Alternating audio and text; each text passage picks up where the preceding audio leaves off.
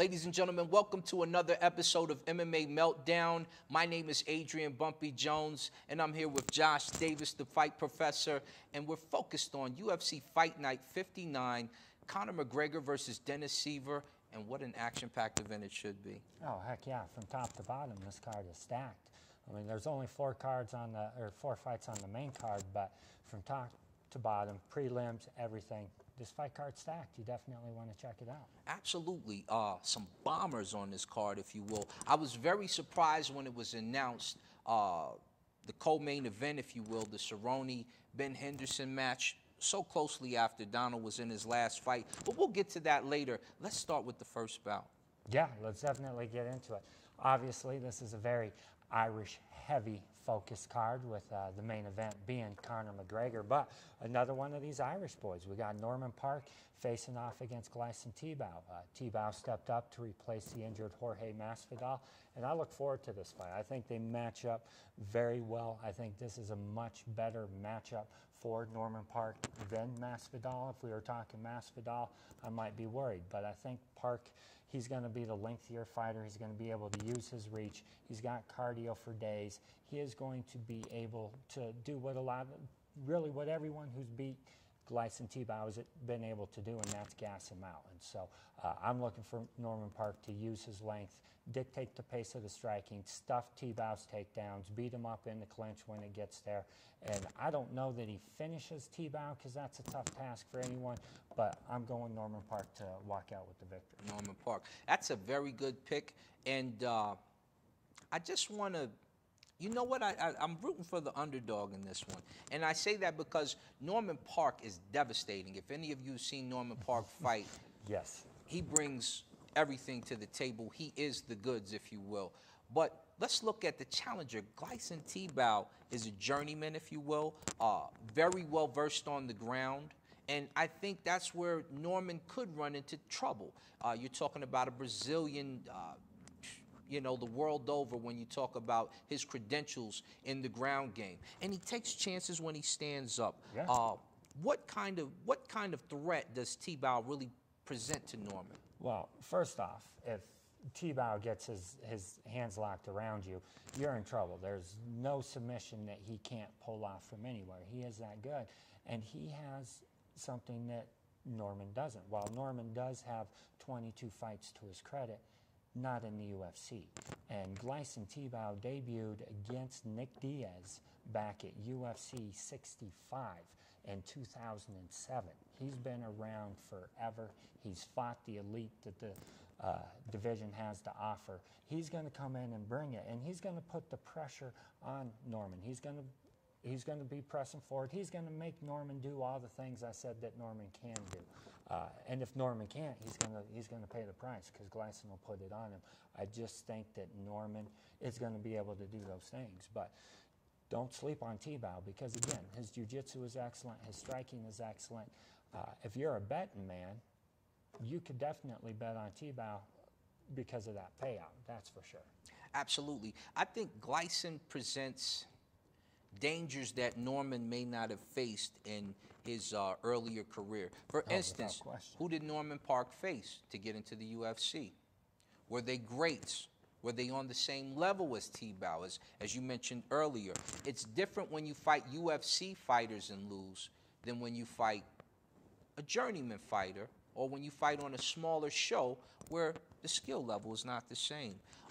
Gleison never really had any trouble until he came to the UFC, and that's when the problems were presented because everyone's a black belt. Everybody's a knockout artist. It's like going into the gym for the first time and you're from the streets. We're all from the streets. We can all fight in here. So then it becomes a question of who's the best fighter in the game. And Gleison seems to still think he can be that guy, and he brings it to the table. He will swing with you. He will go to the ground with you. He's just not afraid of losing. He has what I call a Brazilian heart, if you will. Absolutely, and you bring up an excellent point. You know, in Gleison's 42 fights, he has fought, again, the best that the division has to offer. He is, without question, going to be the toughest test of Norman Park's career. So Norman's got he's got a mountain to climb. Norman's last fight was against Naoki Kitani, and for a lot of you guys, you have no idea who that is. That's the level of competition that Norman Park is fighting. So, like I said, this is definitely a step up. I'm looking for him to do it. This whole card is centered around the Irish everything. It's in Boston. It's going to be, I don't know, probably 60% fans that literally flew in from Ireland to watch this fight. He might as well be fighting in his backyard. It's going to be a tough test for T-Bow. Like I said, I like Norman Park in this fight, in this scenario. I think he's going to have what it takes to get it done. Absolutely, absolutely. Moving forward, the next fight on the main card, we'll see Uriah Hall in action. You may remember him from the UFC house against Ron Stallings, a relative newcomer who took the fight on 2 weeks short notice. And what a big ask to fight Uriah Hall in your first UFC fight. Well, first off, I love Ron Stallings. You know, he's not a young guy. He's in his 30s. He's up there in age. He is looking for his opportunity to finally do something big. And when the UFC calls and says, hey, we're giving you Uriah Hall, you have to take that opportunity. And this guy stepped up, didn't think about it, just said yes, and here we are. And again, he's only 12-6-1. But if Uriah Hall is sleeping on Ron Stallings, he's going to suffer. He's going to suffer another loss like he has in previous bouts. However, with that being said, I do like Uriah Hall in this fight. Absolutely. I almost think it's you have a setup with the Irish fighters to climb a stepping stone to go to the next level in front of your home crowd. And then Uriah Hall, it seems like, because he's so action-packed and so dynamic in the way he strikes and so elite when it comes to that stand-up game, yes, with the things he can perform in that cage, you almost want him to win. And maybe they fed Ron Stallings to the wolves, so to speak, when they picked Uriah Hall. It takes me back to the Chris Lieben fight. I don't know if you guys remember. I know you remember, Professor. Absolutely. Lieben is a dominant fighter. He used to type on the underground with us. If you guys don't know what the underground is, you don't have a clue. But that's okay. That's why we educate you on these things. MMA.tv.com. All right. So when you talk about the crippler, as he was deemed and nicknamed, he went in there against Uriah Hall thinking, this is just another guy from the UFC house. He doesn't really deserve to be on the same plateau as me. And Uriah Hall took him to school and made Lieben tell his corner, I quit. When you can make the crippler do that, a guy who stood in there with Anderson Silva and some of the best fighters in the world, yes, you definitely, you bring the goods. You bring the goods to the table. You know, I'll be honest, I'm done calling Uriah Hall a prospect because, again, he's another guy who's in his 30s. He's beyond prospect. His time is now. The guy has all the talent in the world. There's no question about that. His striking is elite. His MMA striking is elite. And by that, I mean using his kicks, his angles, everything you need to do to throw punches while stuffing takedowns. This guy has everything that you want in a fighter except the mental game. He cannot get out of his own head. He is his own worst enemy, and we have seen that in the past. And if he doesn't come in to this fight with the proper head game, Ron Stallings is going to put it on him, because here's the thing, Ron has nothing to lose. You know, if he gets knocked out, so what? He took the fight on 2 weeks' notice. He's not supposed to be here. Uriah has everything to lose.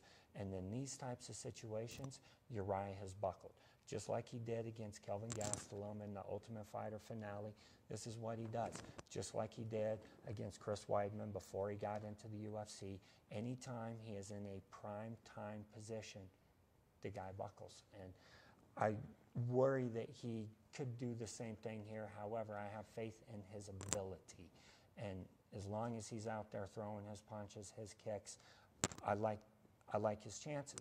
This fight was supposed to be a rematch against Costa Philippou, and I think mentally that would have been a better fight for Uriah, because he would have had to be mentally strong. He would have had to be prepared.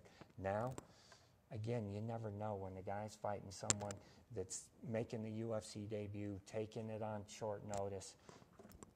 Anything can happen. Exactly. You're right. Hopefully he doesn't suffer the Chris Lieben syndrome and Buckle under pressure. So let me ask you 2 questions about Uriah Hall. If he loses this fight, where does he go in the UFC division? Well, right now he's on a 2-fight win streak. Giving him Costa Philippou would have propelled him up that ladder. Getting this victory just keeps him where he should be. Obviously, the UFC will give him another opportunity to move up that ladder. If he were to lose this fight, he has no place to go. I mean, you can't get any lower than where he would be. A loss to Ron Stallings. Most of the people that are watching this have no idea who Ron Stallings is. They go out and Google him. He doesn't even have a Wikipedia page. You know, if Sherdog didn't post anything on him, no one would even know who this guy is. So a loss to someone like that, and it's no disrespect to Ron, but a loss to someone like that would plummet him down in the division. So this is a must-win fight for him just to stay where he's at. Now, 3-fight win streak in the UFC is something to build on, but again, it'll be Ron Stallings, and then his last fight was against Thiago Santos, and then Chris Lieben. So, you know, he's got some climbing to do, but must-win fight for him. So let me ask you the second question. What does Uriah Hall need to do? An athlete with this type of ability and skill level, and he can definitely turn it on. What does he need to do preparation-wise to become that next level fighter? Is it mental? Is it physical? Is it training? Is it aspects of his fight game need to change? What does Uriah Hall need to do to be a champion? I think it's all mental for Uriah Hall. We know he has champion skills. We've seen it. We know the toolbox that he has is as good as anyone's out there. It's all mental for this guy. He needs to realize that he is as good as everyone says he is. Now continue to train like you always have and perform like everyone knows you can. The problem for him is sometimes I think he is afraid of success. Well, let me stop you there. You say he's his own worst enemy. Describe that for him. Well, like I was about to say, he, in my mind, is afraid of success. And what I mean by that is, again, like I alluded to earlier, anytime he gets into a primetime situation, look at how he just rolled through everybody in the Ultimate Fighter reality show. And then Kelvin Gastelum. Now, I love Kelvin, and he's a great fighter. He's a great 170-pound fighter. Shouldn't have been fighting at 185 pounds. Nobody gave him any kind of chance. He went in there and dominated Uriah Hall. Not because he's the better fighter, because he was more mentally prepared. And Uriah just, for whatever reason, I think he's afraid of success. He wilts in those situations. And so for him, I think he just needs to figure out what is important to him. If he's going to be a fighter and if he's going to be a champion, he's going to have to learn how to deal with all the fame that goes with that, with people kicking down his door to get autographs, all the things he does not like. He has to embrace them. Exactly. And once he does that, this guy has Anderson Silva, John Jones potential. Speaking of 2 guys who are not afraid of success, as we move up the card, 2 of our favorite fighters, Ben Henderson takes on Donald Cowboy Cerrone, and what a match that's going to be. Heck yeah. Heck yeah.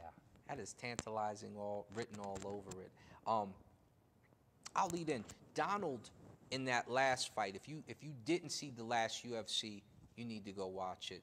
Donald toyed with a prospect on the rise. And when I say toyed with, I mean he took his back in the first round, gave him a couple shots, mounted him. At the very end of the fight, he was loading up with kicks while the gentleman was on his back, just utterly walked through a gentleman who was undefeated and unnerved him. He unnerved a young fighter who was on the uprise like that. You don't see that often when a veteran meets a new guy. Veterans are usually a little more timid, a little more patient, and Donald Cerrone took the fight to him. What do you expect him to do with Ben Henderson?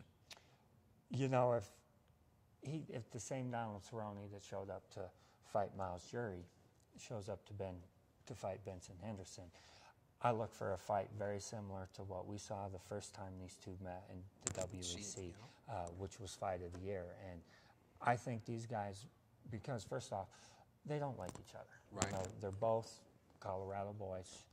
They grew up here. They went to rival high schools, all that kind of stuff. They don't like each other. They never have. And because of that, it's going to make for an exciting fight. Now, Donald Cerrone, as we know, he wanted to fight here on Valentine's Day. That's what he asked for. When the UFC offered him Benson Henderson, he jumped at that. Now, let's say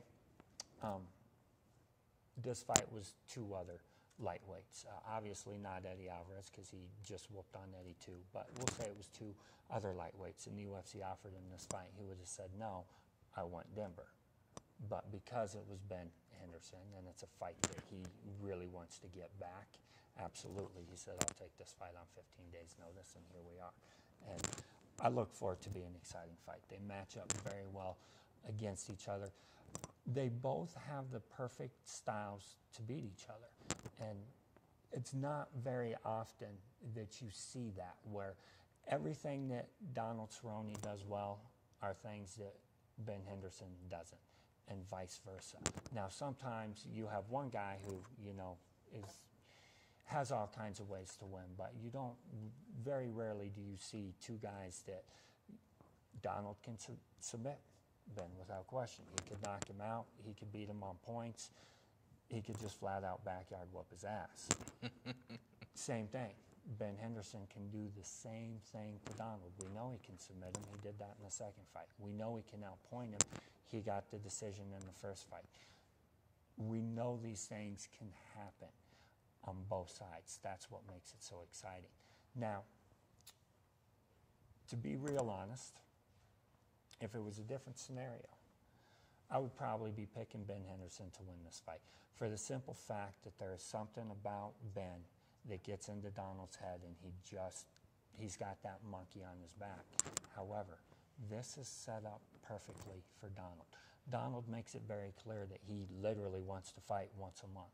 He says that in order for him to stay mentally prepared and to do all the things he needs to do to be successful, he needs to be fighting at least once a month. He can't stand fighting once every 5 months, that kind of stuff.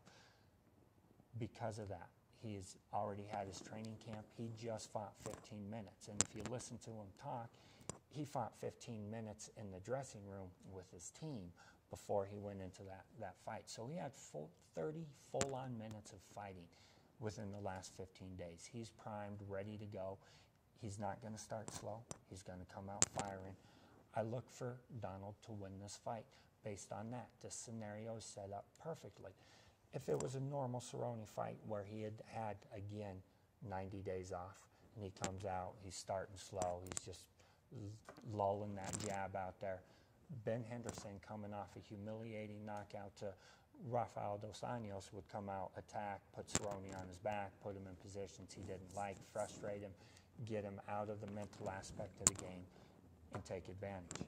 He's not going to have that opportunity here. Cerrone's going to come out firing. I guarantee you Cerrone throws the first punch in this fight. And because of that, Cerrone will get the victory. I'm not going to say he's going to finish Ben. That's a tough task to do, but I do like him getting the decision. Well, let me ask you this. Ben Henderson, coming off of that knockout loss to Rafael, what kind of animal is going to come out of the cage and get into the other cage to face Cerrone? I mean, Ben is a very prideful young man. We know this. We've seen all types of video and him discussing his family matters, different things of that nature. What kind of animal will Ben Henderson present to Donald Cerrone that would bring Donald any danger? I mean, he's beaten Donald before.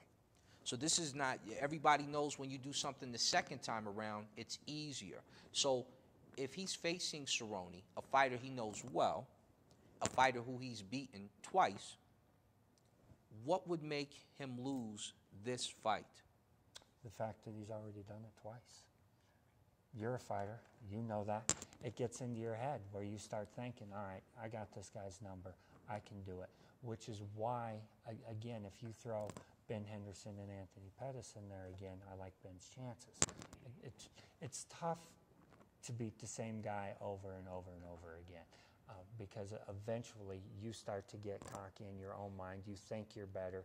You start to slip a little bit. While the guy who's got his ass whooped the 2 previous times, he doesn't want that taste in his mouth again. He's out there training, doing everything he can. He's studying even harder. He's training even harder. He's watching every piece of film. And when you make that one small mistake, he's going to be ready to capitalize on it. That's why I like Donald's chances. Ben's going to come out guns a-blazing. I mean, again, he just got knocked out. First time that it's ever happened to him. Not the first time he's lost, but if you go back and look at his history, he's never lost back-to-back fights. Coming off of losses have been some of his most dominant performances. After he lost to Anthony Pettis in the WEC, look at what he did. He just rolled through the UFC lightweight division, captured that title, and then defended it until he met Pettis again. Lost to Pettis, started rolling through until he rolled into Rafael dos Anjos. So this is not going to be an easy fight. And like I said, any other circumstances, I would be going with Ben Henderson. But because Donald just fought and his body is ready to go, he's mentally ready to go, I like his chances. Very key aspects, absolutely. I'm picking Cerrone. I got to go with the Cowboy. Ben is my buddy, but Donald's been in the trenches with us, so you know I got to pick Donald. Donald, we riding with you on this one. So I'm picking the Cowboy over Cerrone by decision. By decision, I think. I think it'll be tough for Cerrone to finish Ben. It's not that I don't think he can. Like I said, I think he can submit him. I think he can knock him out, absolutely. If he kicks him in the head like he did Jim Miller or everybody else, Ben's going to sleep. I just think in this fight, again, because they know each other so well, while I think it's going to be an excellent fight, it's also going to be a fight where they know each other. And so their defenses are going to be better, that kind of stuff. So I don't see anyone getting finished. I do think it'll go to a decision, and I think it'll be Cerrone getting his 7th, that's right, 7th straight UFC victory. You heard it here from the professor.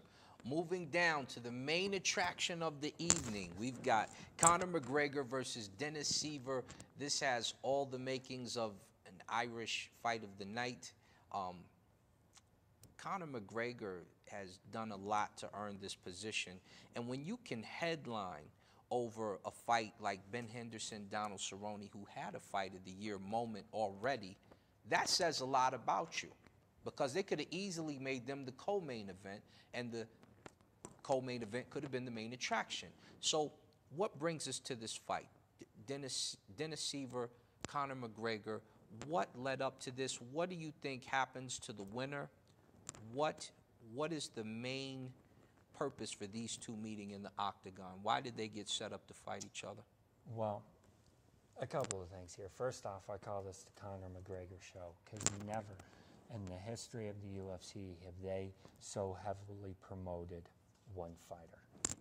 I mean, when you look at promos, they're not even saying Dennis Siver's name. If you watched any of the previews on Fox, it's all how great Conor McGregor is and how he's this rising star, but they make no mention of Dennis Siver. It's crazy. So really, that's what the UFC thinks of this fight right here. They really don't even give Dennis Siver a chance. Dana White has been on record saying that when, not if, but when Conor McGregor wins this fight, he will be next in line to face Jose Aldo. So we know what's going to happen with Conor. Now, let's say, for the sake of argument, that Dennis Siver upsets Conor McGregor. What's next for Dennis Siver? Probably a pink slip, because the UFC will be pissed that he derailed their hype train. And I say that tongue-in-cheek, but there is some seriousness to that. He would get another opportunity to fight a big name, where if he were to win that, then he might get a title shot. But the UFC gave Conor McGregor Dennis Siver because it's a very winnable fight for him. It's a fight that he should win. They knew that coming off the fight with Dustin Poirier wasn't strong enough to get him that shot with Jose Aldo, which is what the UFC wants to do, because they know that's a big money fight. Now, what else could they do? There's not a whole lot of top 145 pounders that aren't already booked for fights. Dennis Siver was willing to take the fight. Makes perfect sense. Again, it's Irish heavy. This whole card with Cathal Pendrell and Norman Park. This whole card is Irish heavy. Feeding, I don't want to say a can because he's not really a can, but giving Conor a winnable fight is what the UFC wanted to do to market this. Because once he does win, and I do think he is going to win, I think he'll finish Dennis Siver in probably the second round. Let me ask you this, not to cut you off. When you say marketing, are we watching the UFC turn into what pro boxing is for a Floyd Mayweather, a Canelo Alvarez, where we get the main star built up and we start feed dogging this main star to build hype, promotion, and then we let him loose on the world in a big fight to see what he can do? Absolutely, absolutely. And they're doing that for the dollar value. And someone like Conor McGregor, who literally does have a whole country behind him. Now, while Ireland might be small in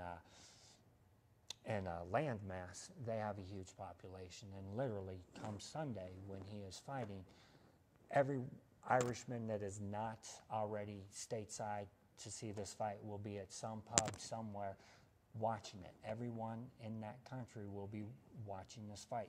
They spend a lot of money. And so, yeah, in addition, with the new contract with Reebok and the way the UFC are going to start marketing fighters, taking away their ability for in-ring sponsorships and banners and all that kind of stuff, yeah, this is exactly how they're going to do it.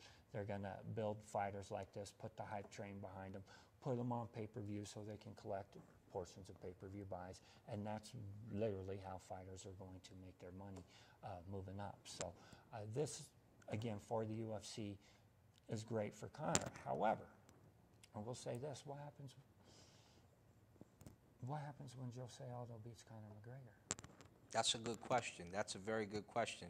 And that probably will happen. That probably will happen.